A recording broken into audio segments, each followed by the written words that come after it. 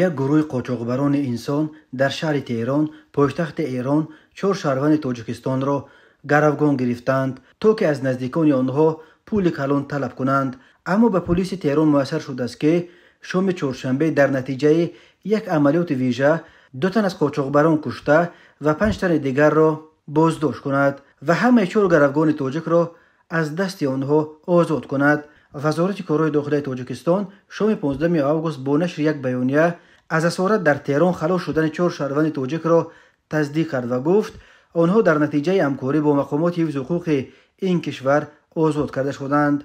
وزارت کارهای داخلی اسم این 4 گروگان را نیز نشر کرد. شهروندان جمهوری تاجیکستان عبدالرحمانوف، بازاروف، نظاروف، غیرتزاده که با بهانه دسترس نمودن روابط امریکا با راه‌های قلابی اینترنتی از جانب گروه‌های متشکل جنایتی به جمهوری اسلامی ایران برده شده در شهر تهران با مقصد به دست آوردن مبلغ‌های کلان پولی به گرو گرفته شده بودند.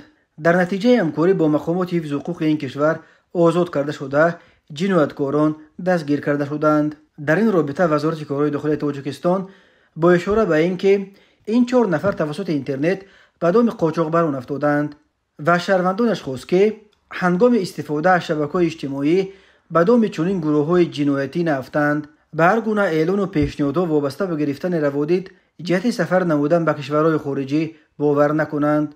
وزارت کارهای داخلی همچنین خبر داد که روز 15 آگوست وزیر کارهای داخلی تاجیکستان رمضان رحیم‌زاده با سفیر ایران در دوشنبه علیرضا حقانیان ملاقات داشت و جانب‌ها در این دیدار مسئله‌های تقویت بخشیدن همکاری در سمت مبارزه با ضد جنایت‌های متشکل، تامین امنیت و دیگر مسائل مورد توجه را بررسی کردند. در خبر درباره ربط داشتن و نداشتن این ملاقات با خبر آزاد کردن 4 گروگان تاجیک در تهران چیزی گفته نشده است. قبلا جنرال علی ولیپور گودرزی رهبر بخش تفتیشات پلیس تهران گفت به مقامات جمهوری اسلامی میسر شد که یک گروه قاچاقبر انسان را از بین برده 4 شهروند تاجیکستان را از دست آنها آزاد کند.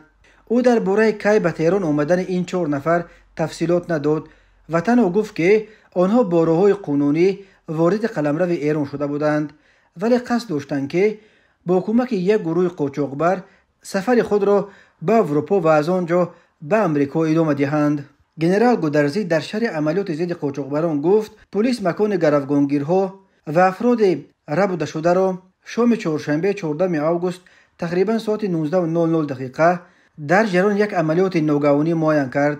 در جریان عملیات همه 4 گروگان بدون یگان آسیب و سالم آزاد کرده شده 5 قاچاقبر دستگیر کرده شدند. مطبوعات ایران خبر دادند که 2 تن از قاچاقبران در جریان عملیات کشته شدند.